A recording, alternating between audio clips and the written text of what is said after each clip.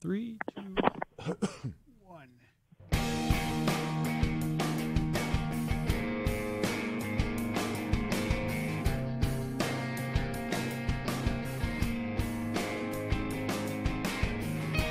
This is the time, this is the place, and this is FC3 Monkey Business, your one-stop shop for everything geeky. And, like we always say, since everything is geeky, if you love it enough, you never know what you're going to get. This is your host, I Am C. This week we'll be talking with New York Times best-selling author Christopher Moore about his new book, Noir. After that, stick around for upcoming events and our question of the week. Morning, gang. Good morning. Hi. We got a low-end crew here at the moment. Well, not low-end in terms of quality, but low in terms of, like, numbers. We got Billy. Hi. Hi, Billy. Tanya's here. Hi. And Sherry and Chris are on the phone today. Hello. I was going to say, are they? Why? Yeah, I know.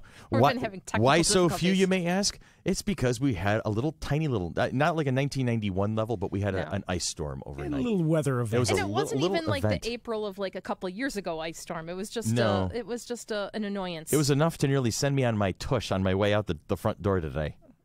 Because I hit that top step, and that was it. I was running. So you rolled a 1 on your decks? I rolled a 2 on my 2, decks because I actually made the 'cause you save didn't- because of my bonuses. Yeah, because you didn't fall on your ass. Because I did not actually fall, but it came close, and I was like, you know what? Everybody stay home for your own safety today. Yes, that's what we said to See how the well rest of Tanya the listens? crew. Yeah. I don't listen very well anyway. No, I told you had stay home. I told you I had to go out and deliver stuff Uh-huh. anyway to our folks that were tabling. So I was Where were already- they tabling, Tanya? They were tabling at TorCon. At RIT this at weekend. RIT, yes. That was cool. I mean, they usually Yeah. don't do table swap typically. So this was the first time that we were actually got invited onto campus for TorCon, and that was Yes. awesome of them to do that. So That was a lot of fun. It was people cool to were see. asking us about ours Yeah. and things like that. So I can't wait to see all the people that were at TorCon come out in Absolutely. Come to FC3. June to FC3. We're hoping that there's not going to be any white fluffy flakes, but it is Rochester, so you never know. Anything's possible. Hell, I'll deal with like 50-degree weather in June. As There you long go. As it's not this Not fluffy 20 flakes mile- or ice. mile-an-hour winds. Chris and Sherry, how you guys doing out there? Oh, we're supposed to get snow tonight. Are you blaming Angie? We're blaming Angie. We always blame Angie. Angie, you are the snow queen this year. Do you think that she's like done with this? I don't know, because here's the thing. Every time I take Angie to task on the snow and ice, she just laughs and goes about her business. So I think she just finds it the best running joke ever. I think Sherry and Chris have decided that Angie needs to be sacrificed to the snow gods. I'm seriously. There's a fatted calf and somebody's firstborn's getting it next week if this continues. I'm saying I don't know. that What do right you think, now. Sherry? Chris? Are we sacrificing Angie to the weather gods? We'll sacrifice. I think Angie is a firstborn too, so that would work. Oh, okay. Yeah. Are we okay with that? This has gotten awfully dark. So's the weather. This is what weather does to people. Like, We need the sun. we're a solar-powered race, the human beings. We need the sun, and we don't get it. Sherry We and get Chris cranky. are done with the snow. Yes. Okay, what I was trying to say was, Sorry. sorry. I think Angie is a weather god, and that's the problem. Okay. Well, that she's weather not goddess She's not a has to go. sacrifice to the weather god. She is the weather god. Got it. Yeah. So we're kind of screwed. That's good. I gotta remember to tell her that when at work tomorrow. Oh, so let's get some business done, shall we? What's that, Sherry? Yesterday. What's that, Sherry? I'm just glad we did this yesterday. Yeah. Because you guys had your fundraiser for Central NY Derby, right? Yep.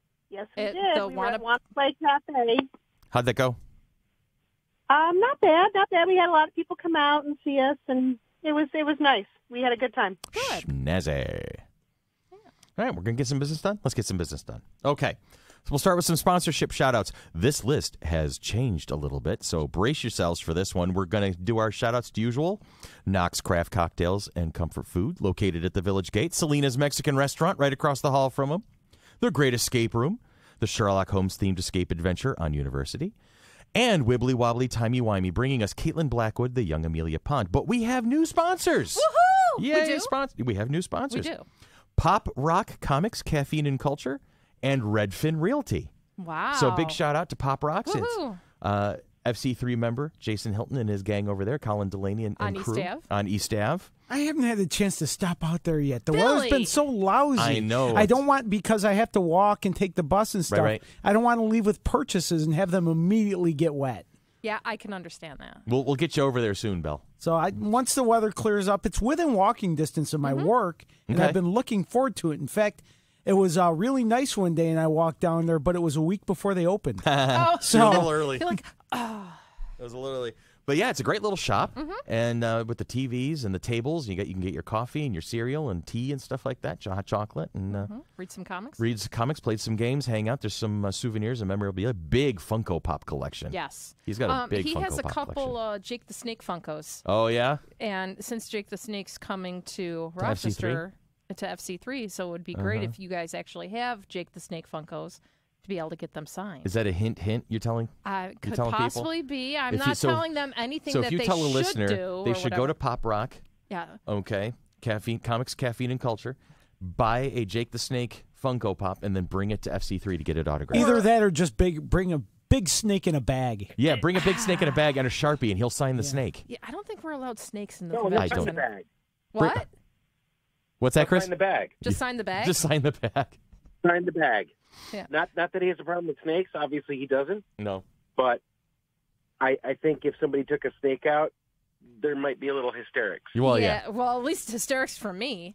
You'd Well, you make know what the you do? news. Think of the publicity. You know what you do, We though? don't want necessarily that publicity. Here's what's got to happen. We steal the door wind block from your house, Tanya. that blue thing? Yeah, that blue thing, the big the squishy- draft- the draft draft. stopper. You stick it in a bag and you bring it up. You bring it into and you go, hey, I've got something for Jake the Snake, and let everybody's imagination run wild at that point. Go ahead. It would then become a Samuel L. Jackson movie. Snakes at a Snakes convention? at a con. Snakes at a con. No, I'm getting tired of these FM snakes at an FM con. Yeah, no. I just Okay. Anyway. All right. So moving on. Moving on. Moving on up. Patreon. What is Patreon? Patreon is a membership platform that makes it easy for you to support Monkey Business and Flower City Comic Con. Please check us out at patreon.com/FC3ROC. All membership levels will include access to the Patreon-only blog, which I've been bad about submitting my contribution to lately. You did a couple. I've done 3 so far, I think, but I'm behind. I got to catch up. Patreon-only blog, plus tons of great perks at all levels. And Sherry, you just kind of streamlined the levels lately, didn't you? Didn't you just recently do that? Yes, I did. Yes, I did. Okay. I also added more levels of if we get to this point, we're going to do this goofy thing, and if we get to this point, we'll do this goofy thing. Oh, some step goals, basically. So is any of the step goals Chris singing?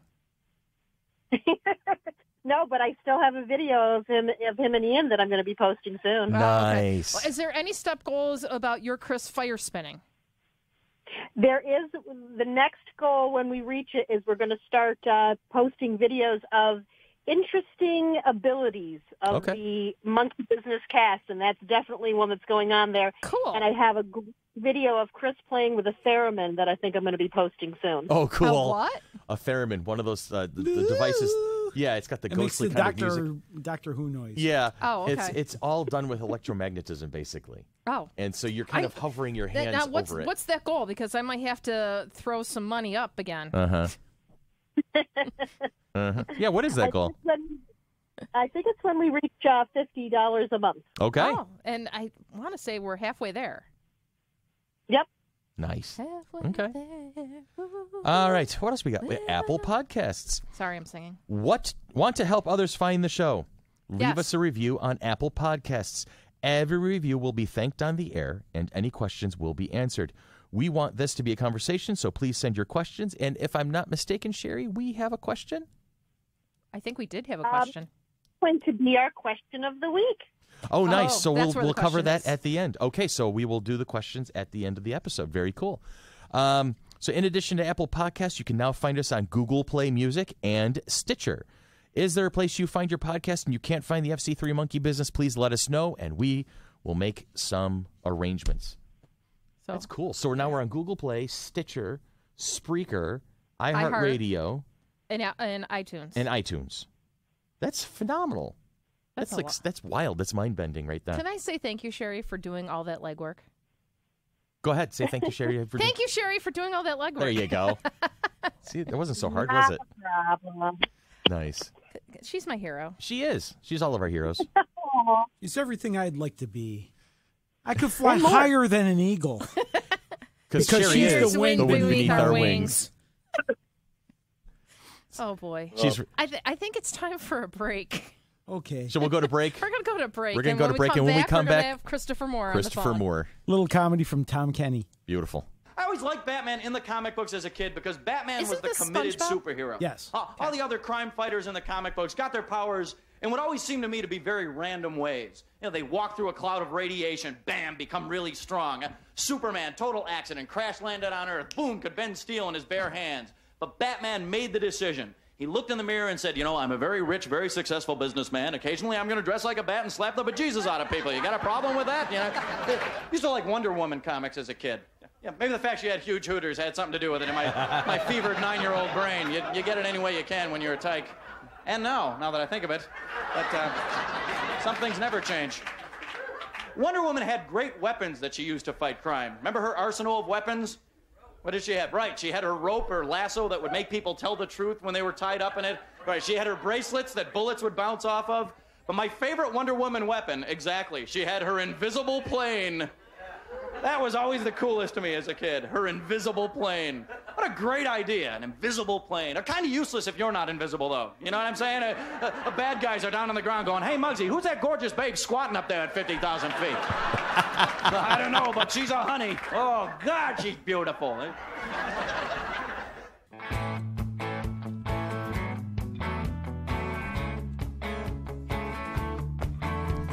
Christopher Moore is the best-selling author of 16 novels of hilariously funny yet touching, poignant, absurdist fiction.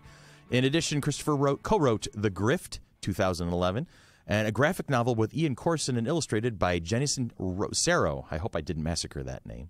An only child, Moore learned to amuse himself with his imagination. I can attest to that, since same thing for me. He loved reading, and his father bought him plenty of books from the library every week. Not bought him, anyway. I can read. He started writing around the age of 12 and realized that this was his talent. By the time he was 16, he began to consider making it his career. If you've yet to discover his singular wit, then reading any of his books will get you instantly addicted. His newest novel, Noir, was just released on April 17th. So congratulations for that, Chris, and welcome to the show. Thanks a lot.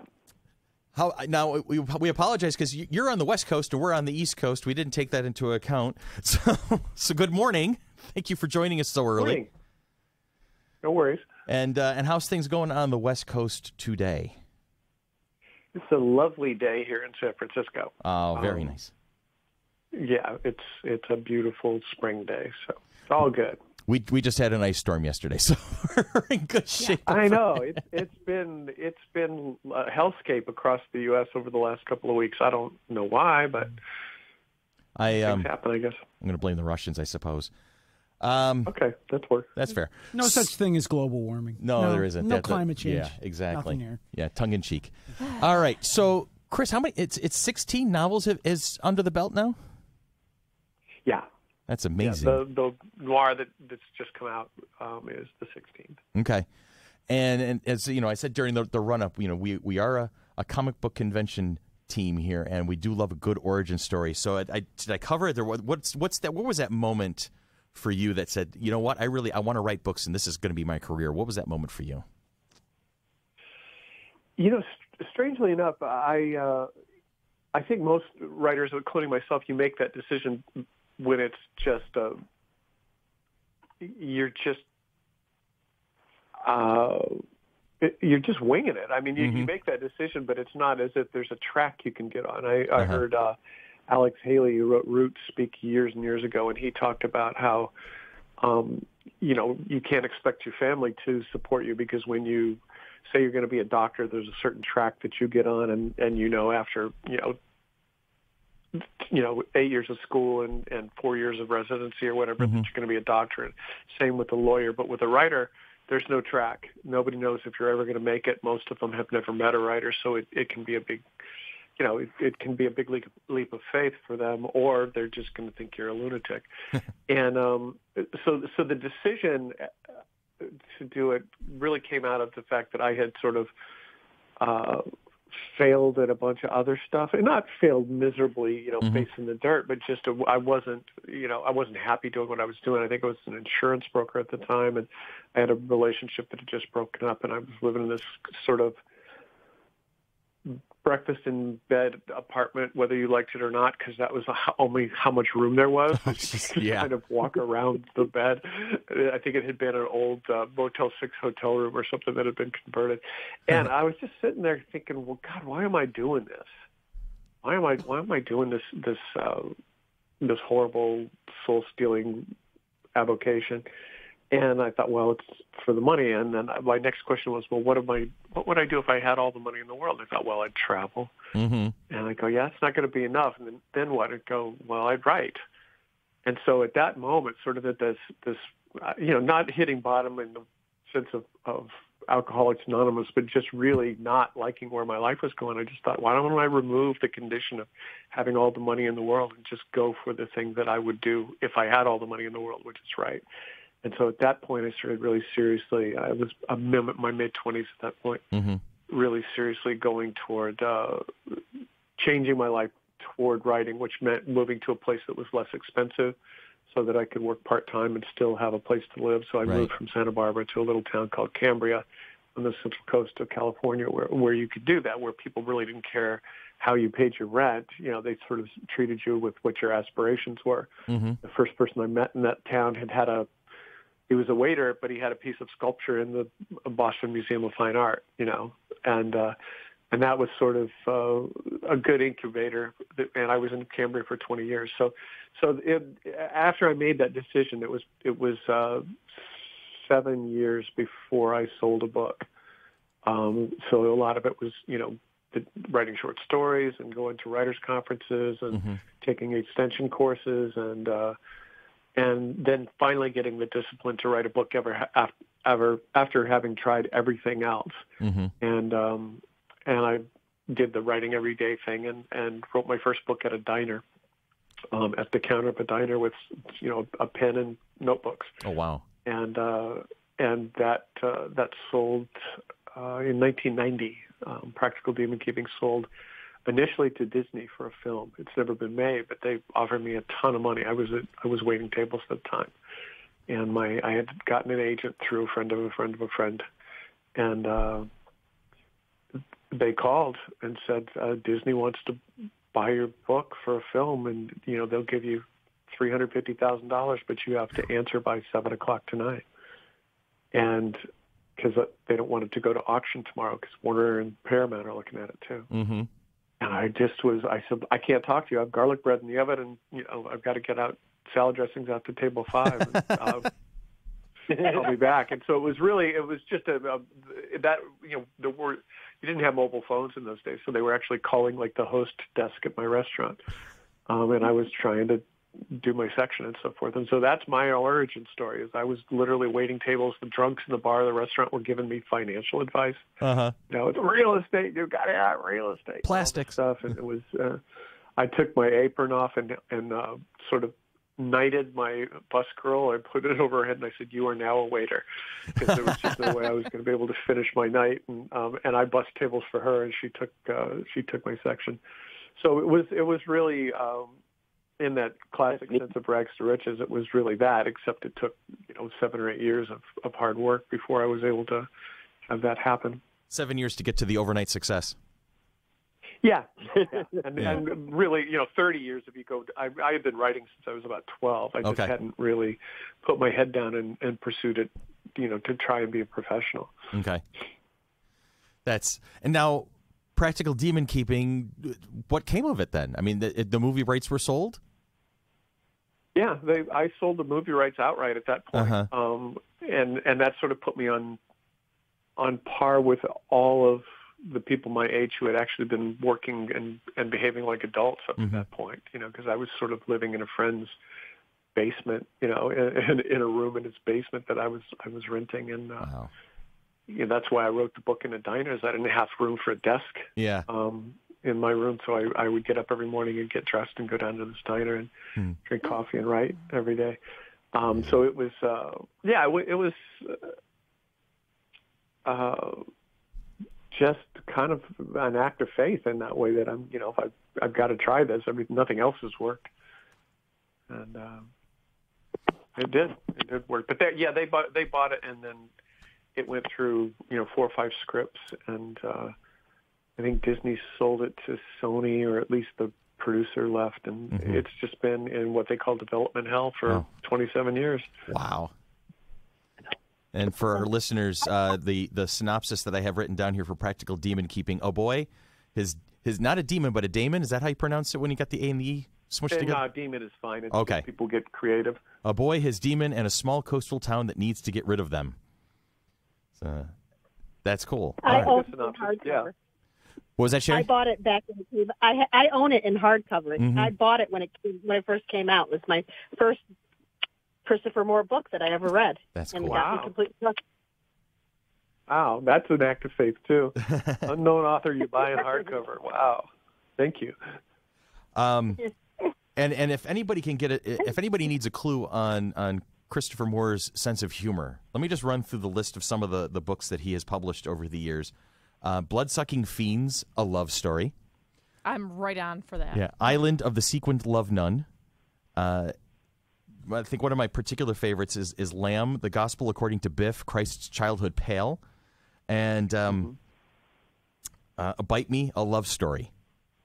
Which actually, I believe there's one before that's You Suck, a love story. So there's a certain kind. And I think that goes along with Blood-Sucking Fiends. Yes. They're the vampire series. Yeah, that's a trilogy. Okay. I am so reading that. It took place over, I think, like 15 years. Wow.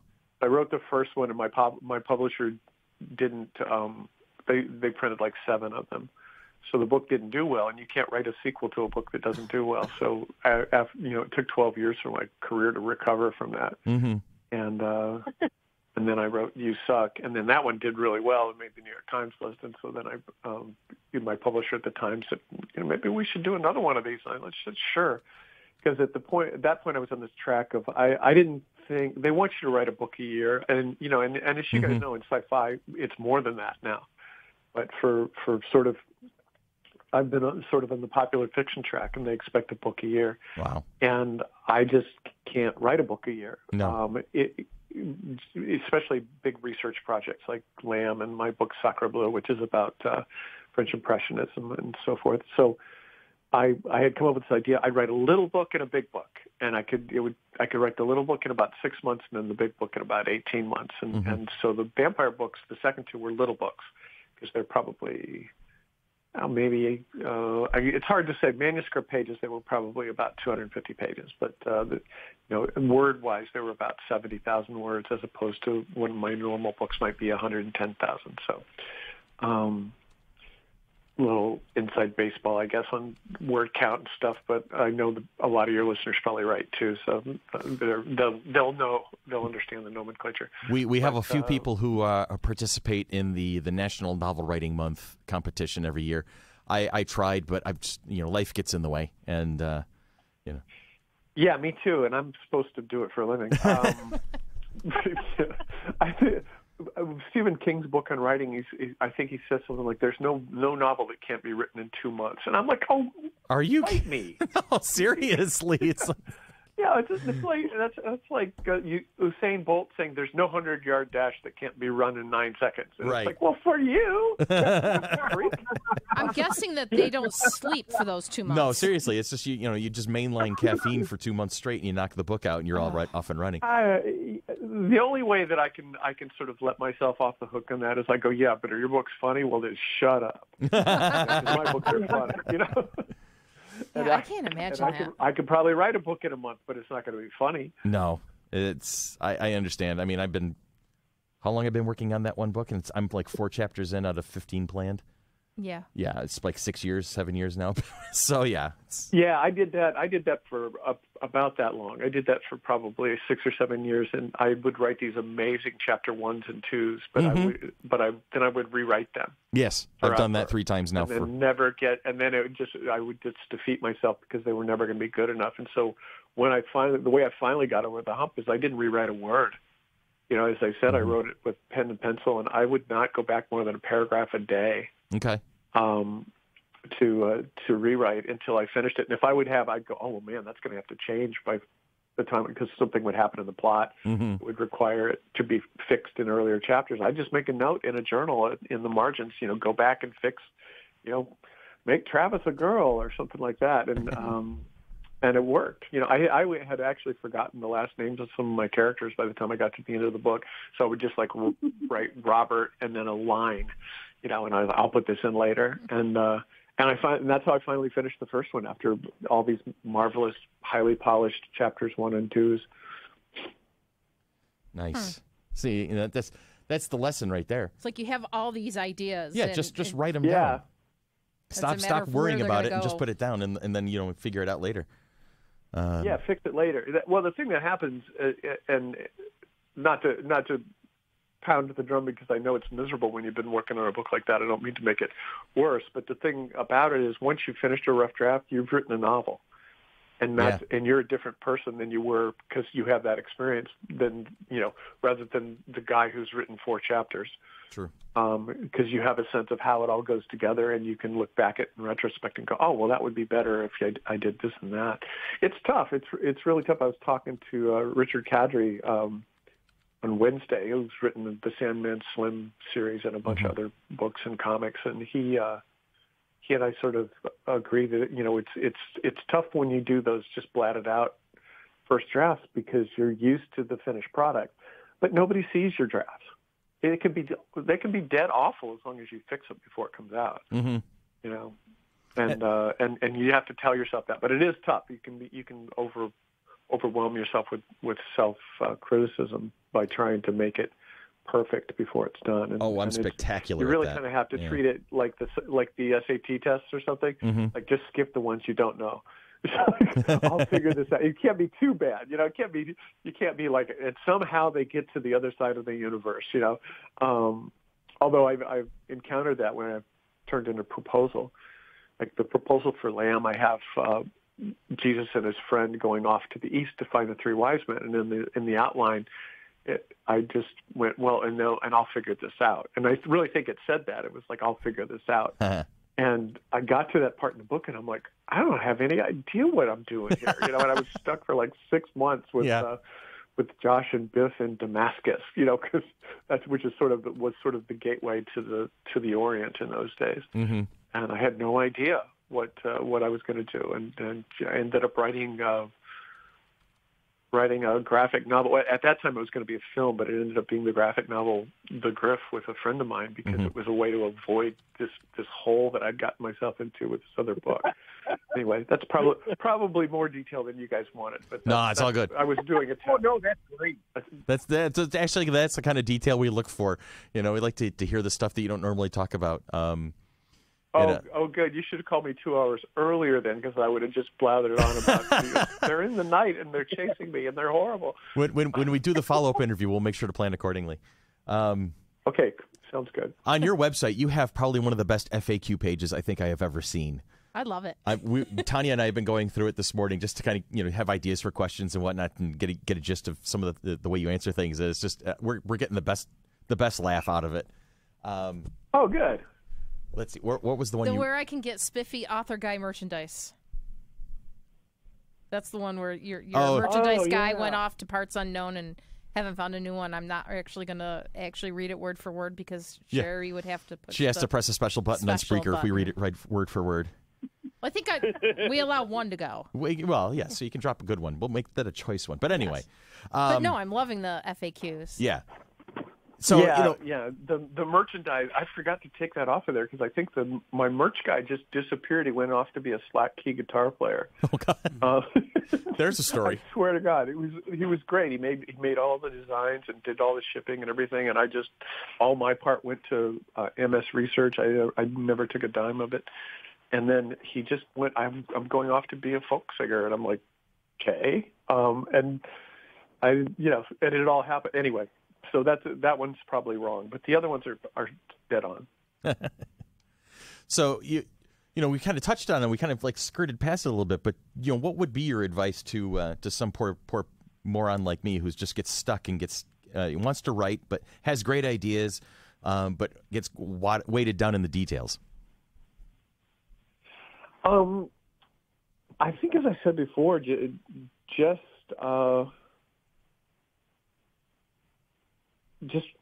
treat it like a standardized test. Like if you don't know it, don't stop. Go on and write the part that you do know. And very often, and I'm not a big proponent of writing things out of order. I mean, I understand, but because I write comedy and a lot of comedy is reactive, I will have a scene or a bit of dialogue that, maybe goes 3/4 way into the book. And you have to, whatever inspires that you encounter in life, it inspires that.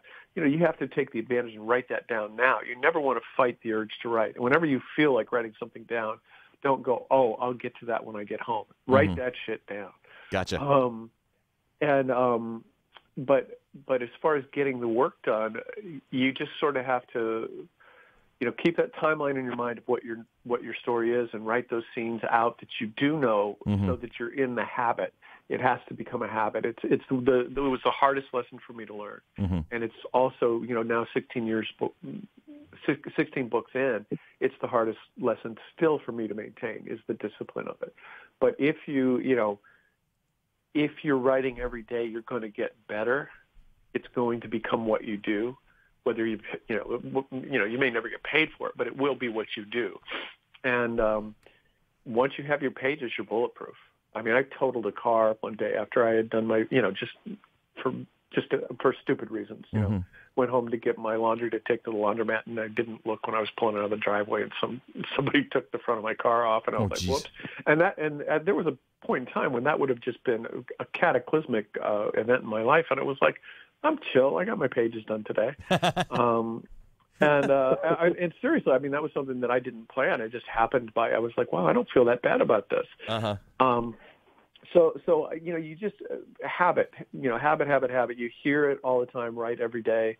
But that's how you get novels done, is writing every day. And go into that page. And the idea of getting stuck on a detail, do keep in mind that you have a reader, and they have a body of knowledge, and you can, you can find out what you don't know later on and fill in that part. I had a friend who was writing a novel, and he was stuck for the longest time. And this was before there was really developed search engines with the internet. We were sort of on, it was, I'd say, the early to mid 90s, and we were sort of AOL, CompuServe, and one other dial-up service was the internet. So you could find stuff out, but it wasn't the way that the internet and the World Wide Web came out to be, where everything is at the tip. Anyway, he was saying, I can't go because I have a scene that happens on a private jet, and I don't know what the interior of a private jet looks like. And we were talking on the phone, and I said, do you think anybody that is going to read your book knows what the interior of a private jet looks like? Dude, rent a James Bond movie and look at the inside of a Learjet. They haven't changed in 40 years. But the point was, he was just completely stressing over a detail that didn't matter. Gotcha. And he could have made it. Well, it's my private jet happens to be covered in pink mohair. There you go. You get to choose your own adventure. But I think the discipline of it is the best thing, and always keeping in mind that you want a reader to be thinking about questions and answers in their mind. That's what suspense is. Even if you're writing a love story or a fairy tale, there should be this sort of thing in this motor that pushes the reader on to say, I've got to find out why that happened or why that happened. And they can be big and little things. You might have a big thing like, who's the killer? And you might have a little thing like, well, why did he fix his own brakes? And, and you ration those. But the one question you don't want a reader to ever ask is, why am I reading this? So when I wrote my first book, when I wrote Practical Demon Keeping, I assumed that it was going to be read by some overworked editor, probably a lower level editor or reader at a film company, who hated their job and was looking for a reason to put it down. And certainly for the first 100 pages, I tried to not give them a reason to put it down, and I wrote with that in mind. Okay. And when you come to the page with that in mind, you're going to write with a certain pace. You're going to write with a certain economy. You're going to write with a certain energy. Mm-hmm. And when I'm saying those things, you might say, I don't know how to do any of those things. Well, you learn. Mm-hmm. And you learn from other writers. You learn from people that you admire. And you can learn both. I have a quote in the beginning of an author's blessing in the beginning of Lamb that says, every book reveals perfection either by what it is or what it is not. Mm-hmm. And you can learn by bad books too. You can, go back to things that you go, well, this person really doinked this up, and then you see how they did it, and you go, I'm not going to do that. But the other thing about having a memory of what you've read is you can say, well, let's see, Robert Silverberg dealt with that problem, and let's see how he did it. And you'll very seldom take the same route that they did, but it will break loose how you're going to do it when you encounter a logistic problem, or you feel like you're writing yourself into a corner. So keep in mind that your best teachers are the people who you're trying to step into the street with. You're not trying to be the best in your workshop or the best in your class. You're trying to be a professional, or at least that's how I looked at it. And so I had to be as good as Dean Koontz and Stephen King and those guys before I could make it. So that's what I measured it up. And that sounds probably to you like that would be stultifying pressure. Mm-hmm. But it's not. You just have to go to those guys or women and say, what can I learn from this person? Because there's instruction in every good book. And then as you get better, you may find that, wow, I can write better than that person in certain instances. Or they're working from a template, and I don't want to do that. But that's a really long, short answer. But the short answer is the discipline. Keep the discipline of it and try and do it every day, because inspiration will come more often if you happen to be in front of the page or the screen. Gotcha. Actually, I have sort of a follow-up to that, and I've been thinking about this. Go ahead, Billy. As a writer, does this take some of the fun out of reading, of joyful reading? Because as someone that works in radio, now I can't just listen to radio without thinking, oh, I could have done better than that, or I wonder how they did that, or oh, I don't like that edit that I just heard in the commercial. Yeah, quite honestly, and it's not. It's not just because you're always looking at craft. It's just because you become a lot more cynical. Maybe that's not the right word. Or your expectations are higher because you want something that will teach you. It's like, what is this person doing that I haven't seen before? What is this person doing that will help me do my work better? Mm-hmm. And, that's the great thing about writing is you're never going to be good enough at it. You have to kind of accept that. And my wife tells me every book when I go, this is it. I don't know what I'm doing, and I'm going to die homeless and alone in a cardboard box cradling the urine-soaked copies of my book. I don't know why they're urine-soaked, but in that dystopian fantasy, they always are. And she says, "You say that every book," and I go, "Yeah, but this is the real thing."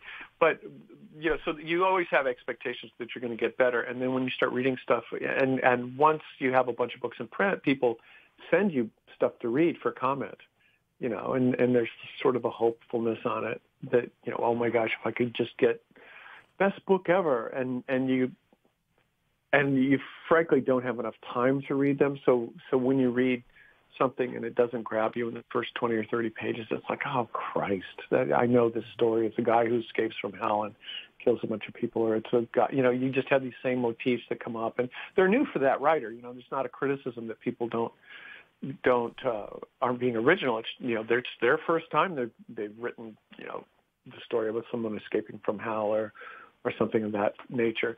But so the shorter answer is, yeah, it does take a little bit of the joy out of it. First and earliest, because you're looking for something to teach you, or you want to delight in the craft. And then later on, because everything is homework, everything is the assignment. Mm-hmm. Right now I probably have 10 books that I should be reading because I said I'll try and take a look at it, knowing full well I'd never get around to reading the book, not because I'm being mean or casting someone aside, is because I just don't have time. And I read a lot of research. I know writers, I have writer friends who don't research their books at all. Everything comes from their imagination. But I think my excuse is I write comedy and I need to react, and research. My reaction to research can often be funny. So I'm always reading some arcane thing, about history or art or literature, or, armaments or something that is not fun. I mean, it's interesting, but it's not. It feels like homework. Yeah. If you ever took a shot at nonfiction, what would you want to write about? At nonfiction? Yeah, if you ever decide to take a shot at something nonfiction, what interests you enough to go, I want to write about this? Oh, wow. The problem with that is I'm so flaky. I mean, I worked at a small paper. One of the things about being in a small town is great is you can try stuff you're not really good at. And I worked at a paper, and all I was doing for them was writing captions on layout day for the photos. And I would just come up with stuff that was so far beyond the pale of what was actually happening in the photo that they said, no, I don't think that you're going to be writing stuff for us anymore. Maybe we'll just let you paste stuff up. So the problem with nonfiction is it actually requires you to be accurate, whereas with fiction, people come in like, bats don't live at that altitude, and I'm like, so you didn't have any problem with the fact that the bat talked. You have a problem if they don't live at that altitude. So you always have that excuse. But if I were going to do it, I would probably I would probably write science that makes it accessible, and try and make it accessible, sort of maybe like Douglas Adams' Last Chance to See, or the adventure stuff that Tim Cahill writes about. And cultural stuff. I was an anthro major at Ohio State, and I didn't get far in that program, but it did teach me how to observe. And for a couple of my novels, I've gone into other cultures, and I could write about those. And I think even if you're writing nonfiction, you want to make it a story, and I think I could make it a story if I were to write ethnography. Like, one of my favorite ethnographies that I read in college was called The Forest People, about the pygmies of what then was the Congo. And so I would probably write, either marine mammal biology or and research, or anthropology. That just those things interest me. And so it wouldn't be that different from what I do now. It just, probably fewer camel jokes and stuff. I heard you mention Douglas Adams, and I remember Sherry and I talking about, your material and how it's described, so it kind of felt like there's a kinship there. It's like Hitchhiker's Guide to the Galaxy, Restaurant at the End of the Universe, stuff like that. Are those books that were those ones that you were familiar with, that you read a lot, that inspired you to write the way you do? Absolutely. It's not an accident that Practical Demon Keeping has the sound of a how-to book. Okay. The same way that Hitchhiker's Guide Hitchhiker's Guide to the Galaxy sounds like a how-to book. Yeah. Adams was a huge inspiration to me, simply because he did something that I, up to that point, wouldn't have been sure you could do, which is to write a funny science fiction novel. And I remember, sitting down with a friend of mine. We were both aspiring writers at the time, and both had no really rational reason to think that we would be successful at it. And I said, I want to do for horror what Douglas Adams did for science fiction, and sort of set out to do that. And I think I probably missed that mark in some ways, but in other ways I've expanded it because I didn't stay in the horror genre. I've done books all over the place. But yeah, Douglas Adams was a huge influence on me. And I don't think I write anything like him, but the fact that his stuff was funny and had all the elements of a solid story was, and he sort of makes fun of, obviously, the conventions of it. Yeah. And I sort of do that, particularly in my earliest book, in Practical Demon Keeping. I have a character that's based on H.P. Lovecraft, and he's running around using a lot of adjectives to describe things and referring to ancient, dead civilizations and stuff like that. And that's all for people who are familiar with those tropes. They'll find it funny, but if you don't know those tropes, then you don't miss anything, I hope. And I think Douglas Adams did that a lot in his Hitchhiker's books, where he made fun of faster than light travel and relativity and a lot of scientific precepts that in science are often ignored in science fiction. Yeah. Yeah. I mean, I read Hitchhikers, I think, when I first read it when I was 13 or 14. And then I made a point. I read it every year for like the next 10 years straight. It would be I started my summer vacation by reading Douglas Adams. That was just a thing. And, the improbability drive and the bistro math and just, yeah. So that was all out there. So now you have to start your vacations reading Christopher Moore. I do. Yeah. This is true. Yes, I have a stack of books that I have to read that are it's almost as tall as my son, and he's 6'2" now at that point. So, yeah. Oh, I am so getting Practical Demon Keeping. Okay. So... Yeah, you were reading through the synopsis while we were chatting? I was reading a chapter excerpt as you were chatting, yes. All right. But Practical Demon Keeping was the first book, but the latest book is Noir. So tell us a bit about that one. Well, the title sort of gives away the genre. And it takes place in 1947, San Francisco. It's there's sort of two, and this is I'm not an expert in noir. I read sort of I guess what you'd call the classics when I was in my 20s, like Dashiell Hammett and Raymond Chandler, and a little bit of Mickey Spillane, although I kind of thought he was an awful writer, and Jim Thompson and James M. Cain and David Goodis and those guys. But there's the convention of sort of the detective, which you have in Chandler and Hammett, and that's not really noir. It was filmed sort of noirish when it was filmed, and noir comes from a film tradition, not really fiction. And then you have Jim Thompson, who wrote I think Love Me Sweet and The Killer Inside and The Grifters, and it's just this relentlessly dark motif, and it usually begins with some poor mug who works in a hotel, and some dame comes in and it just turns his life upside down and hoses him over. And that's the tradition that noir is in. It's about a guy named Sammy Tipton who works in a bar in North Beach, which is the Italian neighborhood in San Francisco, and with a lot of hustlers and stevedores and and mooks and mugs, as he says. And then this dame comes in, and she's a dish, she's a bombshell, and she's fast talking like Carole Lombard in the old movies, and so and we're off to the races. And to make it a Chris Moore book, originally I was going to work on a Shakespeare book and have part of it set in 1947 San Francisco, so I had done the research on that year, and I will go into the reasons why I picked that year. And then my editor said, no, we don't want to do another Shakespeare book right now. And I had never encountered that. You see it in movies all the time, but the truth is, in my experience, you don't really pitch books. You send in a proposal and they go yes or no. And in my experience, it had always been yes. And this is after you already have a contract. It's not cold off of the street.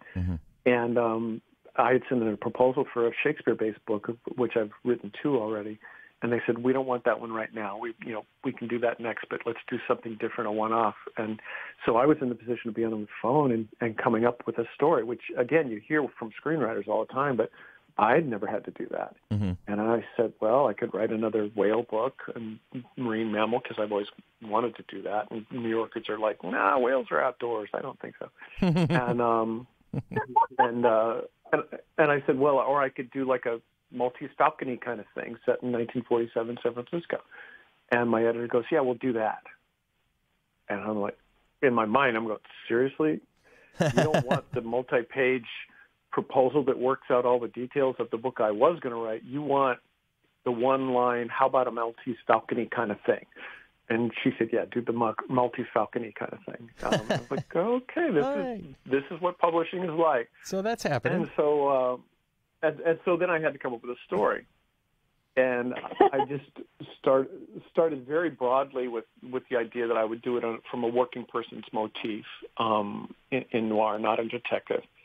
And that I needed sort of the thing that would make it a Chris Moore story, because it's got to be weird. And I wasn't finding that, and I just kept doing general Google searches of San Francisco 1947.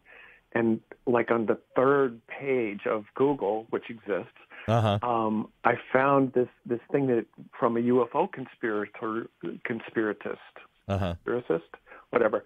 And And it was just, you know how Google just picks things out of a big block of text that may not have any other context. And it said, well, and we know that General Ramsey was in San Francisco in 1947. And I'm like, who's General Ramsey? So I read the rest of the article, and he was the commander of Roswell in Roswell, New Mexico in 1947, which is the year that the crash happened. And I went, oh, I think I may have what I'm going to have to make this a Chris Moore book. So lightning strikes. Sammy is when the cheese, Stilton is the girl's name. And like the cheese, and so he just calls her the cheese. When she comes into his bar, there just happens to be standing there this Air Corps general who is from Roswell, New Mexico, and tells Sammy, don't worry about it, nothing's ever happened there. And nothing ever had up till that year.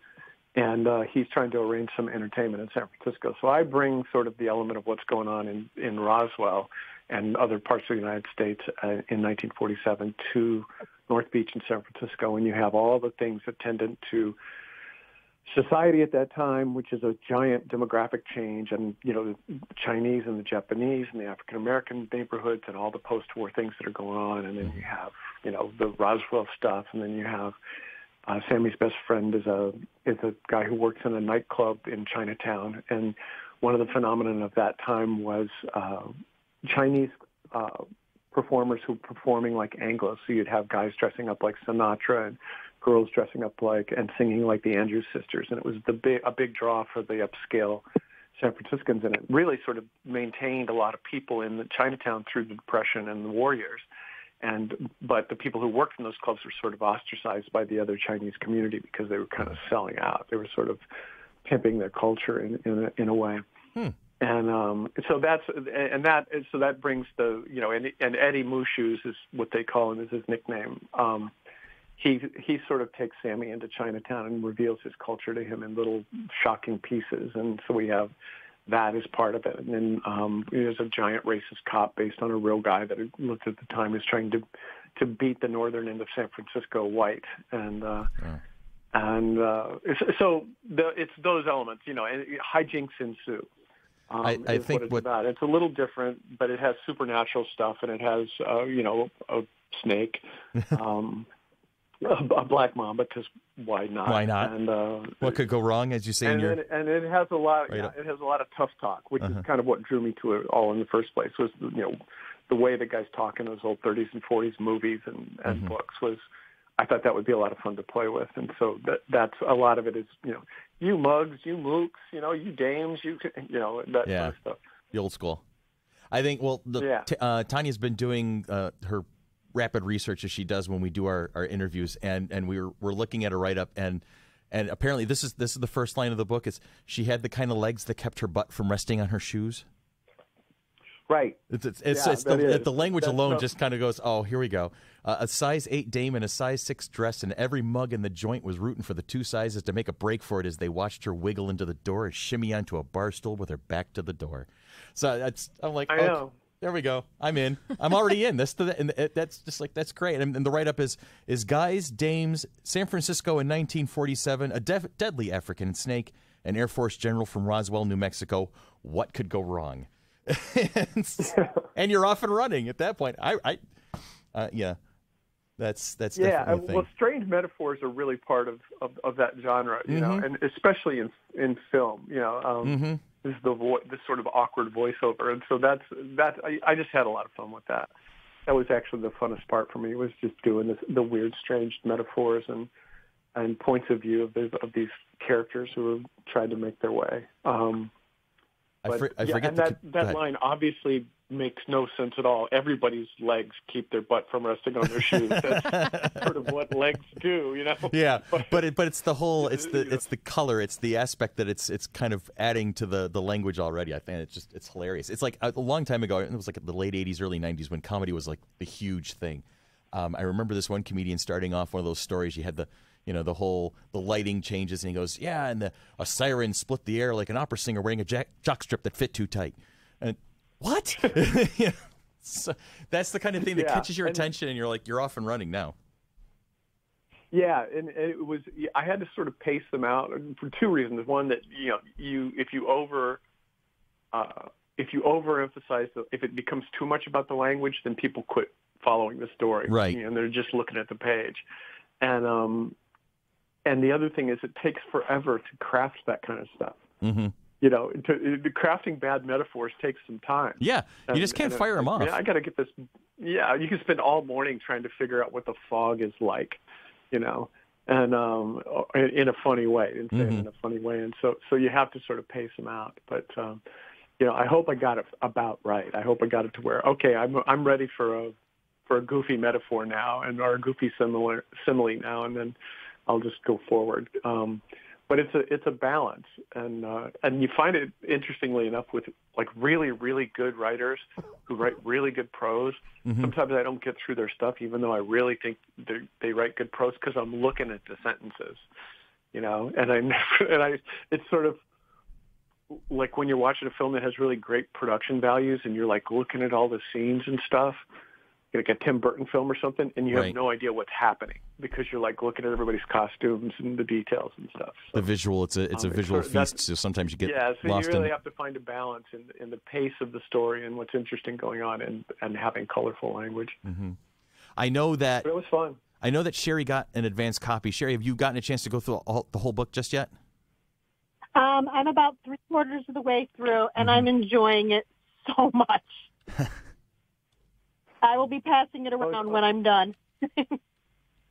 Hopefully, it's a good break for people. I mean, it doesn't have any agenda except to entertain you and be funny. And I think this is a time in place in society where we all need a break. Yeah, yeah. And I'm really feeling that. Yeah. Amen to that. And so. Yeah, thank God I finished this before the election. Because I don't know if I could have written comedy for 6 months after it, because I felt like I was definitely in tragedy mode. Yeah, I'm with you. You're in friendly ground here. So yeah. Love you. Well, I don't care. I don't care what side of the divide you're on. You're stressed. Yeah. Exactly.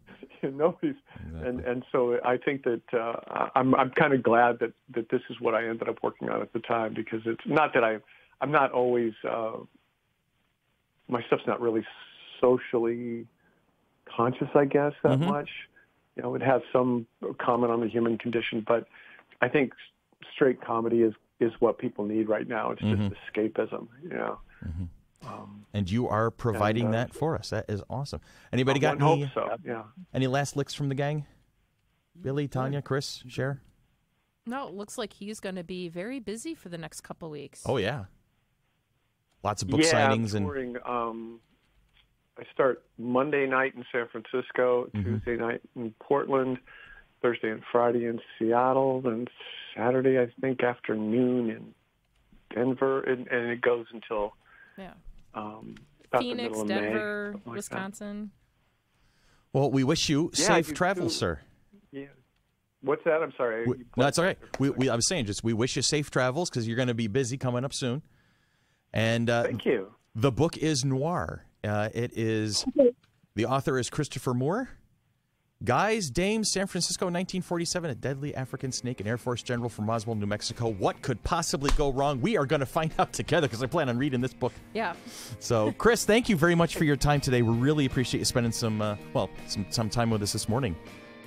Oh, well, thanks for having me, and good luck with your writing, too. Thank you. I much appreciate it. All righty. Take care. You too. Take care. And we will be right back.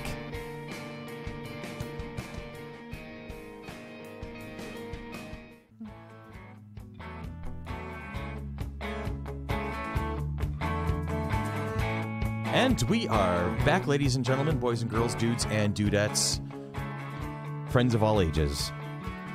That was fun. That was a good one. That was a great interview. I'm like, okay, I got to get the book from Sherry when she's done with it, but I think I'm going to go get Practical Demon Keeping initially, or the Fiends one. Getting the vibe off of him as a person, and then some of the excerpts you found while we were doing the interview. I was a big fan of Douglas Adams myself, and I like I said, I read Hitchhikers and all that series often. Yeah, so I think I'm going to start Blood-Sucking Fiends. Blood-Sucking Fiends? Yes, I'm into the vampire stuff. You do? Well, vampires are a thing these days. Yes, they still are, but I still don't believe that vampires sparkle. I'm just going to throw that out there. No. We got some event coming up. We do. It's our event schedule. We can't say plural. The event. It's the event. Flower City Comic-Con, June 9th and 10th at the Floriano Rochester Riverside Convention Center. Tickets are available. We have our launch party coming up on Friday the 8th, and that will get the whole shindig started. Whole shebang. Draft number 1 of the panel schedule is done. We're just walking through it right now and looking, fine-tuning, seeing where the gaps are, getting that sorted out. Tickets are available not only online, but at the following local locations: First Print Comics, 13th Verse Comics, Blades for Life at Puff Palace, End Zone Collectibles, Rhinos Comics and Collectibles, Comic Book Heaven, All Heroes Comics, Etc., Yankee Clipper, House of Cards, Hammer Girl Anime, and Wonderland Comics. So there's lots of spaces. It's a lot of places you can go around town to pick up your tickets for Flower City Comic-Con. Or they can get them on our website. You can get them on the website. Like I said, you can do it online. You can do it at the door the day of. It's going to be a little more expensive, just a couple dollars more. So, for last minute, if you're like, oh, I can go, I'm going to go. So you have plenty of opportunities. Everyday Heroes, our weekly spot. Not all heroes wear capes. Who is your hero? Do you know a fireman, police officer, nurse, EMT, military personnel, teacher, or librarian? Who is your personal hero? If so, please let us know all about that person, and we will give them a shout-out on the air. Please send your nominations to FC3Monkeybusiness at gmail.com. You don't have any shout-outs this week? So I want to shout out and thank Sherry for everything that she does for us. So shout out to our producer and her associate. Her side. I'm not calling him a sidekick. I will. Her hetero life mate. I don't know. Really? There, he's laughing. I got him. Nice. Did you break Chris? I thought Dolly was the only one that breaks Chris. No, that's not a breakage. Breakage is when he starts. Friday. Breakage is when he starts laughing and he can't recover. You said that, and I immediately went into figuring, well, what sidekick outfit would I wear? There you go. He's got I'm thinking Arthur. The fuchsia tights, or Arthur. He's got he's going to be the moth outfit. The moth. So is it got to be you and Sherry going to be doing a cosplay of the Tick and Arthur? No. No, Sherry's got to come running in. Spoon. That would be great. Yeah, I think there's a potential idea there. I don't think so. I'm thinking of all the ridiculous things you guys have planned for me. The least I can do is come up with ideas for you. That's all I'm saying. Well, we'd have to go to Penn and Teller. Okay. Penn and Teller. There you go. No, so could I go that long without talking? What's that? Could I go that long without talking? Oh, Penn and Teller? I don't know. No. I don't think that's feasible, actually, at this point. Yeah, fair point. It would be an amazing cosplay. If she could pull it, right on. That's it. Yep. So thank you, Sherry, for everything you do for us. Yep, absolutely. Oh, thank you. We love you. Both of you guys have been busting your butts for us, and we appreciate it.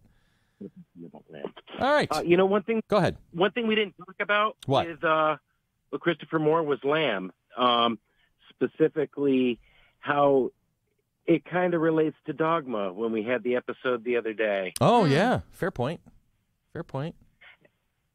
And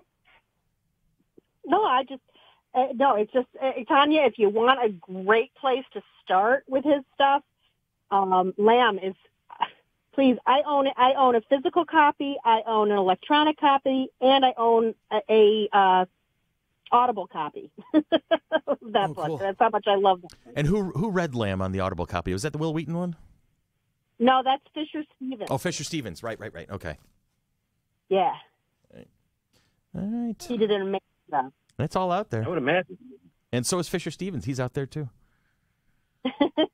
We are all out there, aren't we? With the book. Yeah. All right. Yep. Our question. Go ahead. Sherry's read me a lot of Christopher Moore stuff while she was reading it. And there's nothing I haven't laughed at that she's read me. He's just so funny.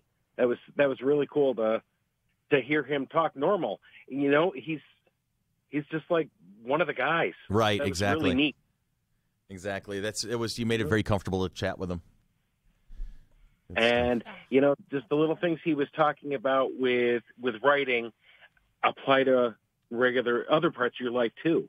Yeah. Not getting hung up on little details, those sorts of things. Mm-hmm. So that was really neat. Really neat. Did I overwrite you guys? I mean, did you want to jump in and I missed on that, or? Yeah, a little bit, but that's okay. All right. That's why I'm listening right now. Before we got into the question of the week. Question of the week. All right. So we're moving on. Our question of the week comes from Patreon subscriber James Irish. James asks, who, living or dead, would be your dream guest for FC3? So, wow. Tanya, go with it. You know, I have a feeling I know who you're going to say, or who like might be in the top 3 of what Tanya might say. You know, I think I might throw you for a loop. I'm pretty sure you will, but go for it. See what happens. You know, like thinking about it now, I was going through lots of different ones, but thinking now, because like listening it, I would say Leonard Nimoy. It's a good one. Leonard Nimoy would be awesome. That came out of left field for you, didn't you? I was expecting Jeremy Renner, to be honest. Yeah, well, of course, everyone knows that would be your dream guest. That's the obvious one. Leonard Nimoy would be a fantastic guest. Because of like living or deceased, who would be the dream guest? Yeah. Mm-hmm. It's like just to hear the stories that Shatner would pull on them. Yeah. On things and getting it from his perspective, right, rather than Shatner's perspective. So yes, there you go. I think Leonard Nimoy would be one. Our any of the Avengers cast would be good. Another Patreon radical geek answered Bruce Campbell. That's a good choice, I think. Sherry, what would you say to that question? Who would be your dream guest? It would probably be a toss-up between Will Wheaton and Felicia Day. Oh, let's get them both. Yeah. Oh, yeah. Chris, how about you? Okay, we discussed this last night, and Leonard Nimoy was the first person I suggested. Who's this? Who else was there? What was the first one? What was the first name? I missed it. Leonard Nimoy was the first. Oh, okay. Person all right. Yeah, you said it so quick, I missed it. Oh, sorry. So we're on the same wavelength. Yeah. You got anybody else? Yes. Oh, my God. Brain just turned off. Yeah, because I asked you this last night. You never answered me what his name was. Last night. No, you didn't. Who is it? Then I suggested Abraham Lincoln. Okay. Oh. Because he's tall. And he's the vampire hunter. Yeah, I was about to say, he's so good at hunting vampires. And there was a whole other one that was fighting zombies. Zombie Hunter. Zombie Hunter. Abraham Lincoln, Zombie Hunter? Yes. Amazing. You guys totally missed that. I was going Fight Club. Oh, okay. Fight Club? Gotcha. I said he's tall and he's got the reach. And, oh, yeah, Vampire Hunter. What are you talking about? And, then, of course, it was Gandhi because of that. Is that really a Comic-Con kind of a guest, bringing in Gandhi? Well, he's not going to eat much. Well, it's true. I mean, his per diem would be low, and his guarantee would probably be easy to deal with. But Tanya's burying her head into the microphone right now. Really? How about you, Billy? Who would be your dream guest for FC3? My obvious answer is Kevin Smith. Yeah. And also, I've got to go with either Joel Hodgson or Mike Nelson, Mystery Science Theater 3000. I think we'd go with Joel for that, because he's the one who kind of made it all all happen. And then for me to round it off, it would be Mark Hamill. Nice. Yeah. So I like the Leonard Nimoy approach. So that's definitely somebody from the. Well, it's very logical. Very logical. It's a logical choice. But yeah, Mark Hamill, because he's just so awesome with the fans. He is too. And actually, now that you mention it, he's an honest to goodness geek. Right. If you ever get a chance, I think it was the first or second episode of Kevin Smith's Fat Man on Batman. He does a 2-part interview with Mark Hamill, and he is so knowledgeable about all geek culture. Oh, that's it's amazing. Stunning, and it's a great interview. So that's cool. Check that out because if you're going to have Mark Hamill, you got to have Tara Strong with him too. Oh, right. So she can do Harley Quinn. Yes, and the two of them are both very politically active. Yes, I don't know if you. I follow them both on Twitter. Yeah, I follow them both. Yeah.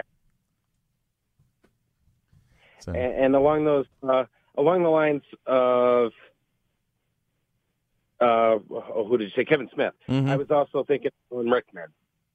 Oh, who? It came out. Alan Rickman. Oh, Alan Rickman. Yeah. Oh my God, he would have been amazing to have. He would have been amazing to sit and talk with. Have a cup of tea and listen to some of the stories he's got. That'd be amazing. And for somebody else outside the normal geekdoms, I was also of Robin Williams. Yeah. The soul of a true nerd right there. And that would be like the voice actor. Mm-hmm. Like the that would just pull in everything right there Oh, with yeah. Robin Williams.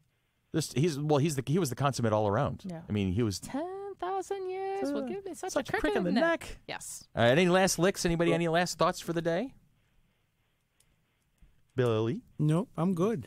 I'm lucky I have the thoughts I already had. The first thoughts of the day. Chris and Sherry, how about you guys? Anything to add before we say that that's enough for today? Stay inside. Stay inside where it's warm. Stay warm. Yeah. And so that's enough for today then. So for Billy, for Tanya, for Sherry, and for Chris, I am Chris, and this has been Monkey Business, a product of the Mighty Monkey Corporation, purveyors and producers of the Flower City Comic-Con, coming at you June 9th and 10th at the Floriano Rochester Riverside Convention Center. Find us on Facebook, FC3ROC. Love us on Facebook. Follow us on Patreon. Get your tickets ahead of time. Listen to the podcast. Subscribe to Patreon. Do all sorts of great things, and we will catch up with you very soon. You guys have a great week, and we will see y'all soon. Take care.